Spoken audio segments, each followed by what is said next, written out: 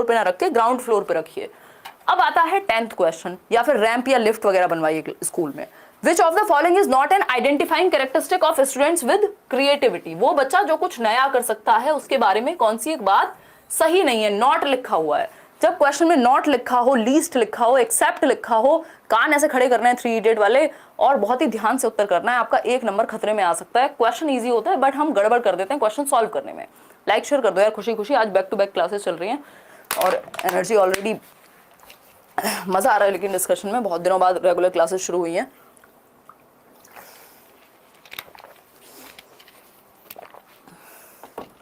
देखिएगा एक बार, अगर हम बात करते हैं क्रिएटिविटी यानी कुछ नया करने की क्षमता, तो कौन सी एक चीज नहीं होनी चाहिए? हायर ऑर्डर प्रॉब्लम सॉल्विंग, ठीक है। कन्वर्जेंट थिंकिंग, यार कन्वर्जेंट थिंकिंग तो जस्ट ऑपोजिट है क्रिएटिविटी के। क्रिएटिविटी किससे जुड़ी हुई है? डाइवर्जेंट थिंकिंग से, यानी ओपन एंडेड थॉट से, ना कि क्लोज एंडेड से। कन्वर्जेंट में क्या होता है? थॉट को सिकोड़ दिया जाता है। ये कन्वर्जेंट थिंकिंग है कि 4 ऑप्शन लिखे हुए हैं, किसी एक को चूज करना है। इसमें कौन सी क्रिएटिविटी लगाई है आपने? जब आपने सिर्फ 4 ऑप्शन में से एक को चूज कर लिया, सही उत्तर बता दिया, तो इसमें कन्वर्जेंट थिंकिंग लगी है। इसमें आपने अपनी बुद्धि का प्रयोग किया, इंटेलिजेंस का प्रयोग किया। जेपी गिलफर्ड कहते हैं कि डाइवर्जेंट थिंकिंग जो है वो जुड़ी हुई है क्रिएटिविटी से और कन्वर्जेंट थिंकिंग इंटेलिजेंस से। तो इसमें आपने अपनी बुद्धि का तो इस्तेमाल किया है कि सही उत्तर पहचान लिया आपने, लेकिन आपने क्रिएटिविटी कौन सी लगाई है? क्रिएटिविटी का मतलब है कुछ नया करना, तो वो तो हुआ नहीं है यहाँ, ठीक। तो कन्वर्जेंट थिंकिंग क्रिएटिविटी से बिल्कुल भी संबंधित नहीं है, यानी नॉट वाला जो उत्तर है इसी के साथ जाएगा। फिर भी सी ऑप्शन देखते हैं, नोवल इनोवेशन यानी नवाचारी प्रयोग, कुछ नया, कुछ अनूठा, कुछ यूनिक, बिल्कुल सही बात है, ऐसा इनोवेशन आएगा क्रिएटिविटी में, ये तो होना चाहिए, नॉट क्यों लगाएंगे? स्ट्रॉन्ग सेंस ऑफ क्यूरियोसिटी, अगर जिज्ञासा ही नहीं होगी तो कोई कुछ नया करेगा ही नहीं, तो बात तो सही है। लेकिन एक ही चीज में प्रॉब्लम है कि यदि आप उस बच्चे की विशेषता की बात कर रहे हैं जो कुछ नया कर सकता है, जो रचनात्मक है, जो क्रिएटिव है, जो सृजनात्मकता है, तो उस जिसमें सृजनात्मकता है तो उसके बारे में एक विशेषता नहीं होगी जो है कन्वर्जेंट थिंकिंग, बजाय कि डाइवर्जेंट थिंकिंग होगी, ना कि कन्वर्जेंट थिंकिंग। तो B option is the right answer. आगे बढ़ेंगे नेक्स्ट क्वेश्चन पे। क्वेश्चन नंबर है अपना 11। देखिएगा एक बार, अगर हम बात करते हैं 11 की, in order to facilitate long term remembrance of a particular content which of the following strategy should be avoided by a teacher. यानी अगर आप चाहते हैं कि बच्चे को लॉन्ग टर्म में, जीवन पर्यंत जो आपने समझा दिया है वो चीज याद रहे, दिमाग में रहे उसके, तो किस चीज को अवॉइड करना चाहिए एज अ गुड टीचर कि वो भूले ना चीजें? किस चीज को नहीं करेंगे हम, किस चीज को नहीं करेंगे हम?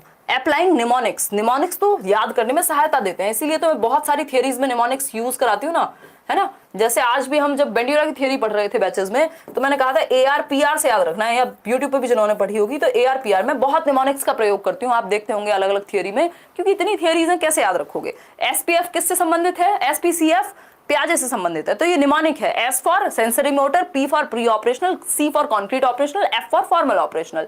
यहाँ अटेंशन, रिटेंशन, प्रोडक्शन और रीइंफोर्समेंट, तो ये निमोनिक्स हैं, याद रखने में हेल्प होती है निमोनिक्स से। जब भी आप इस तरह के निमोनिक्स बना लेते हैं तो ये लॉन्ग टर्म में चीजें याद रह पाती हैं, तो ये बात तो सही है, इसको अवॉइड क्यों करेंगे? मेकिंग ऑर्गेनाइजेशनल चार्ट्स, हाँ ऑर्गेनाइजेशनल चार्ट, अगर आप फ्लो चार्ट वगैरह बना रहे हैं तो वो भी इजी बना देता है चीजों को हमेशा याद रखने के लिए या लॉन्ग टर्म में याद रखने के लिए। फिर आता है प्रेजेंटेड डिसजॉइंटेड वर्ड्स। देखो जैसे ही डिसकनेक्टेड चंक आए या डिसजॉइंटेड वर्ड आए या फिर डीकॉन्टेक्चुअलाइजेशन की बात हो, दैट मींस रट्टे की बात हो रही है।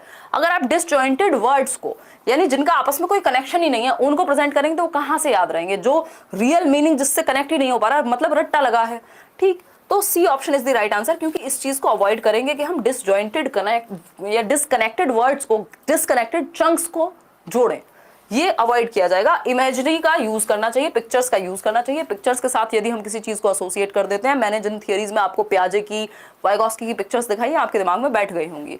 तो इमेजेस का यूज करना है, निमोनिक का यूज करना है, ऑर्गेनाइजेशनल चार्ट्स का यूज करना है, बट डिसजॉइंटेड वर्ड्स का यूज करना कोई भी अच्छा तरीका नहीं है हमेशा याद रखवाने के लिए, क्योंकि ये कनेक्टेड ही नहीं है आपस में। तो C option is the right answer. आगे बढ़ेंगे क्वेश्चन नंबर 12 पे, पोल लेकर के जवाब दीजिएगा।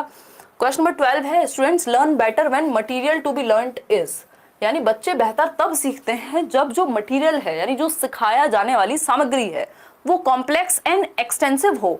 जटिल नहीं, सिंपल टू कॉम्प्लेक्स की बात करते हैं, तो कॉम्प्लेक्स एंड एक्सटेंसिव गलत हो गया यहाँ पे आंसर। एक बार को व्यापक थोड़ा बहुत सोच सकते थे, बट शुरुआत से व्यापक नहीं होना चाहिए, सिंपल टू कॉम्प्लेक्स होना चाहिए। यहाँ इन्होंने कॉम्प्लेक्स और एक्सटेंसिव बड़ा सा पहले ही दे दिया, जो कि गलत बात है। मैम मजा आ जाता है आपकी क्लास लेने से, बहुत बढ़िया सोनिया चौधरी, अभी तो धीरे धीरे एनर्जी बढ़ेगी। चलिए देखिए, कनेक्टेड विद एग्जिस्टिंग नॉलेज, ये बात सही है। एग्जिस्टिंग नॉलेज का मतलब क्या है? प्रीवियस नॉलेज से कनेक्ट करना। जो बच्चे को पहले से आता है उससे आपने कर दिया कनेक्ट, पूर्व ज्ञान से जोड़ दिया। इससे बेहतर और क्या होगा भाई। आगे बढ़ेंगे क्वेश्चन नंबर 13 पर। Question number 13 says which of the following contributes to students failure in academic achievement, यानी बच्चे एकेडमिक्स में, नंबर्स में, मतलब या कह लीजिए पढ़ाई में क्यों फेल हो जा रहे हैं। कौन सा एक फैक्टर है जो बच्चों की फेलियर में कंट्रीब्यूशन कर रहा है या कंट्रीब्यूट करता है बच्चे के फेलियर में। 4 ऑप्शन हैं, उत्तर यहीं कहीं होगा, पहचानने की जरूरत है बस। कौन सा एक रीजन हो सकता है फेल होने का? एक्सपीरियंशियल लर्निंग, ये तो अच्छी चीज होती है कि रियल लाइफ से, एक्सपीरियंस से जोड़ के सीखना, इससे थोड़ी ना फेल होगा कोई। ये बात है, ये डी कॉन्टेक्चुअलाइज समझ जाया करो, यानी बच्चों को रटवाने की कोशिश की जा रही है, उसके लाइफ से जोड़ ही नहीं पा रहे आप, गैर प्रासंगिक। भाई कॉन्टेक्स्ट ही नहीं है अगर, तो कनेक्ट कैसे करेगा बच्चा? कॉन्टेक्स्ट दो ना उसको, जो भी आप पढ़ा रहे हो उसको रियल लाइफ से जोड़ो, कॉन्टेक्स्ट संदर्भ दो उसको कि यही गलत है, पूछा ही गलत था इसलिए गलत ही सही है। अब आते हैं क्वेश्चन नंबर 14 पे। As per national curriculum framework 2005, NCF एक डॉक्यूमेंट है, एनसीईआरटी के द्वारा प्रिपेयर किया गया था। ये तरह से दिशा निर्देश देता है कि कैसे सिलेबस तैयार किया जाना चाहिए, कैसे एजुकेशन में नई नई चीजें होनी चाहिए, किन तरीकों को अपना करके बेहतर तरीके से शिक्षक या शिक्षिकाएं या स्कूल में एजुकेशन बेहतर हो सकती है ना। कितने 4,500 लोग देख रहे हैं और सिर्फ 2700 लोगों ने लाइक किया है। खुशी खुशी लाइक किया करो यार, क्या दिक्कत है? मत करो, चलो कोई बात नहीं, वो मुझे दिखता रहता सामने आंकड़ा। तो एनसीएफ के बारे में बात हो रही है।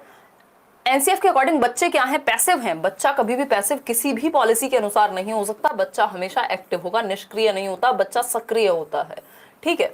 Don't have the capacity to regulate their learning, बच्चे में क्षमता नहीं है, ये बात हम कभी नहीं कहेंगे। बेसिकली बच्चे के पक्ष में हम रहते हैं, ना कि विपक्ष में, कि बच्चे में क्षमता नहीं है। बच्चे में कमियां नहीं ढूंढते हम, सिस्टम में कमियां ढूंढते हैं, अपने तरीके में कमियां ढूंढते हैं। Learn best through rote memorisation, रट्टे से कौन सीखता है? ये पुराने जमाने की बातें हो गई। प्ले एक्टिव, इवन पुराने जमाने में भी बेहतर लर्निंग होती थी एक टाइम पे। Play active role in construction of knowledge, यानी एनसीएफ ये कहता है कि बच्चे जो हैं वो सक्रिय भूमिका निभाते हैं ज्ञान का निर्माण करने में। यानी एनसीएफ किस पे बेस्ड है? कंस्ट्रक्टिविस्ट फिलॉसफी पे बेस्ड है, या कंस्ट्रक्टिविज्म स्कूल ऑफ साइकोलॉजी पे बेस्ड है, रचनावाद पे बेस्ड है। प्याजे वाइगोस्की के थॉट को ये सपोर्ट करेगा कि बच्चा एक्टिवली नॉलेज को बिल्ड करता है। तो डी ऑप्शन सही है, जिसमें बच्चा एक्टिव, वो बेस्ट ऑप्शन, आंसर वही हो जाएगा। क्वेश्चन नंबर 15 देखिए। In order to teach a concept a teacher should avoid using, यानी किसी एक संप्रत्य को, किसी एक कॉन्सेप्ट को पढ़ाने के लिए टीचर को किन चीजों को अवॉइड करना चाहिए ताकि वो बेहतर सिखा पाए। अवॉइड किसको करना चाहिए? देखो ये ना लैंग्वेज से खेल रहे हैं इस बार क्वेश्चंस में, इतनी बेसिक सी बात है। यहाँ नॉट लिख देते तो आपको इजी लग जाता, अवॉइड लिख दिया तो आपको लग रहा है पता नहीं क्या कह रहे हैं। ठीक, तो एक संप्रत्य को पढ़ाने के लिए एक शिक्षक को निम्नलिखित में से किसके प्रयोग से बचना चाहिए, यानी किसको अवॉइड करना है या किसको यूज नहीं करना है, या एक्सेप्ट कहेंगे। Exemplars related to the concept, यानी संप्रत्य से संबंधित उदाहरण, ये तो सबको देने चाहिए, क्या दिक्कत है, बच्चे को क्लियरली समझ में आ जाएगा। Instances discrete to the concept, यानी कि संप्रत्य से अलग थलग उदाहरण देना। भाई टॉपिक कुछ पढ़ा रहे हैं, बात किसी और बात की कर रहे हैं, कहां से समझ में आएगा? तो डिस्क्रीट नहीं होना चाहिए, कनेक्टेड होना चाहिए कॉन्सेप्ट से। Non exemplars related to the concept, देखो नॉन एग्जाम्पलर्स अच्छे होते हैं, ये इनडायरेक्टली हिंट देते हैं या बेहतर तरीके से समझने में मदद करते हैं चीजों को। ठीक है। अगर हम बात करते हैं डी की, prototypes prevalent in their culture, यानी जो चीजें चली आ रही हैं पहले से, जो भी चीजें उनके कल्चर में होती आ रही हैं उन पे बात करना क्या बुरी बात है ना। लेकिन बी ऑप्शन गलत है कि डिस्क्रीट, डिस्कनेक्टेड, अगर हम कॉन्सेप्ट से रिलेटेड चीजें ही नहीं बताएंगे तो प्रॉब्लम है। तो B option is the right answer over here. आगे बढ़ेंगे क्वेश्चन नंबर 16 पे। नॉलेज और awareness of self as knower depicts, यानी कि स्वयं के ज्ञाता होने का ज्ञान या जागरूकता क्या दर्शाती है, मतलब you are aware about yourself या you are knower of yourself एक तरह से। तो ये क्या दर्शाता है? मेटाकॉग्निशन, मिसकंसेप्शन, निमोनिक या मोटिवेशन। अगर आपको इसका आंसर नहीं भी पता था तो आप आसानी से ढूंढ सकते थे। भाई हमें पता है मिसकंसेप्शन होता है कि भ्रांति हो जाना, अब भ्रांति की तो बात ही नहीं हो रही, यहाँ तो बात हो रही है नॉलेज और अवेयरनेस खुद के ही बारे में, तो भ्रांति कहाँ से हो गई? निमोनिक होता है चीजों को याद रखने का शॉर्ट तरीका, वो कहीं बात नहीं हो रही। मोटिवेशन की बात ही नहीं हो रही, बात हो रही है खुद को बेहतर जानने की। That means awareness of the awareness, जिसको मेटाकॉग्निशन, अधिसंज्ञान या परासंज्ञान कहते हैं। That means A option is the only right answer over here. 38% लोग कह रहे हैं ए और 38 ही कह रहे हैं डी। क्वेश्चन नंबर 17 देखिए। आइडेंटिफाइंग द डिफिकल्टी क्वेश्चन है identifying the difficulties, setting the goal, exploring possible solutions and consequences, acting accordingly and evaluate the outcomes are important steps involve in the process of. यानी कठिनाई की पहचान करना, यानी difficulty आ कहां रही है, समस्या कहां आ रही है किसी समस्या या किसी भी चीज को सॉल्व करते समय। लक्ष्य निर्धारण, गोल क्या है, संभावित समाधान क्या हो सकता है, हाइपोथेसिस क्या हो सकती है, ठीक है, तदनुसार कार्य करना। मतलब इन सब चीजों का ध्यान रखते हुए तब आप किसी प्रॉब्लम का अगर सॉल्यूशन ढूंढ रहे हैं, आप इवेल्युएट कर रहे हैं अकॉर्डिंगली, आप सोच रहे हैं, तो इसको क्या कहेंगे? इमिटेशन कहेंगे, नकल करना थोड़ी है ये। एट्रीब्यूशन कहेंगे इसको, कि आरोपित कर रहे हैं आप किसी पे कोई चीज, नहीं। फिर है प्रॉब्लम सॉल्विंग, हाँ समस्या समाधान में ऐसा होता है कि आप पहले प्रॉब्लम को आइडेंटिफाई करते हैं, समस्या को पहचानते हैं, उसके अनुसार फिर सॉल्यूशन ढूंढते हैं। पैसिव तो यहाँ कोई है ही नहीं, इतनी सारी चीजें जो इवेल्युएट करेगा, जो कॉन्सिक्वेंसेज के बारे में सोचेगा, जो सॉल्यूशन के बारे में सोचेगा, जो गोल सेट करेगा, जो डिफिकल्टी के बारे में सोचेगा, वो पैसिव कैसे हो सकता है, ये तो एक्टिव होगा।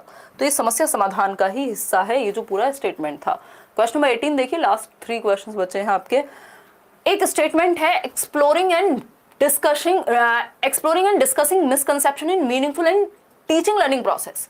यानी जो भी मिसकंसेप्शन होते हैं या ऑल्टरनेटिव कंसेप्शन होते हैं या भ्रांतियां होती हैं शिक्षण अधिगम प्रक्रिया में, उनको एक्सप्लोर करना चाहिए, उनको डिस्कस किया जाना चाहिए कि ये समस्याएं हैं, ये भ्रांतियां हैं। ठीक, फिर आता है रीजन। इसका रीजन क्या है, क्यों करना चाहिए डिस्कस, जो भी भ्रांतियां या ऑल्टरनेटिव कंसेप्शन या मिसकंसेप्शन है उनको क्यों डिस्कस करना चाहिए। तो रीजन दिया है, it gives students opportunities to think about the misconception and it is helpful in leading deeper investigation. ऐसा इसलिए किया जाना चाहिए, इनको डिस्कस इसलिए किया जाना चाहिए, इससे क्या होगा, बच्चों को मौका मिलेगा सोचने का कि क्या रीजंस हैं जिनकी वजह से भ्रांतियां पैदा हो गई हैं। अगर एक बच्चे को लगता है कि जब ट्रेन चलती है तो पेड़ भी साथ साथ चलते हैं, तो जब आप इस चीज को डिस्कस कराएंगे, इस मिसकंसेप्शन को, तो बच्चे को सोचने का मौका मिलेगा कि उसके मिसकंसेप्शन के पीछे रीजन क्या है ना, और वो डीप इन्वेस्टिगेशन कर पाएगा अपनी इस गलतफहमी के पीछे। दैट मीन्स दोनों ही बातें सही हैं, जो कि 79% लोग आंसर कर रहे हैं। ए भी सही है और आर भी सही है, और आर करेक्टली एक्सप्लेन करता है ए को। ठीक है, आसान क्वेश्चन है। इस तरह के क्वेश्चन को जितना प्रैक्टिस करेंगे उतना इजी होते जाएंगे करना। ठीक, आगे बढ़ेंगे नेक्स्ट क्वेश्चन पे। नेक्स्ट क्वेश्चन देख लेते हैं भाई, क्वेश्चन नंबर 19। 20 क्वेश्चन टोटल करने वाले हैं। एक्चुअली पेडागोजी के 20 क्वेश्चन भी अगर प्रॉपर एक्सप्लेनेशन के साथ किए जाए ना, तो दिमाग लगता है अच्छा खासा। Students are likely to feel boredom when, बच्चे बोर्डम कब महसूस करेंगे, कब वो बोरियत महसूस करेंगे, जब एक्टिविटी को वैल्यू नहीं की जाएगी, यानी गतिविधि को महत्व नहीं दिया जाएगा। दैट मीन्स उनको पैसिव रखा जाएगा, कह सकते हैं। एक्टिविटी इज वैल्यूड, जहां एक्टिविटी को वैल्यू की जाएगी वहां बोर क्यों होंगे, वो तो एक्टिव रहेंगे। सक्सेस इज अचीव्ड, अगर सक्सेस मिल रही होगी तो कोई भी बोर क्यों होगा, मोटिवेटेड होगा। सक्सेस इज डिजायर्ड, जहां पे सक्सेस वो चाह रहे होंगे। सारी बातें ठीक है, लेकिन प्रॉब्लम कहाँ है, बोर कब होंगे, जब एक्टिविटी को वैल्यू ही ना किया जाए, बच्चों को बस बिठा करके रखा जाए, उनको कोई एक्टिविटी करने ही ना दी जाए, है ना। यानी पैसिव होने पे, निष्क्रिय होने पे फोकस है, बच्चों को एक्टिविटी का मौका ही नहीं दे पा रहे हैं आप। तो A option is the right answer. 86% लोग आंसर दे भी रहे हैं सही सही। आगे बढ़ते हैं आज के आखिरी सवाल पे। क्वेश्चन नंबर है 20th, which of the following is an inappropriate way of using feedback as a motivator. यानी कौन सा एक तरीका इनएप्रोप्रिएट है, यानी उचित नहीं है फीडबैक देने के लिए बच्चे को, जिस फीडबैक से वो मोटिवेटेड फील करे।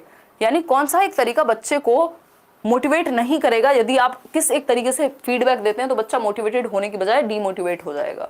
तो feedback concentrated on the ability of the student, यानी बच्चे की क्षमता पर केंद्रित प्रतिपुष्टि जो है वो उसको क्या करेगी, हतोत्साहित करेगी।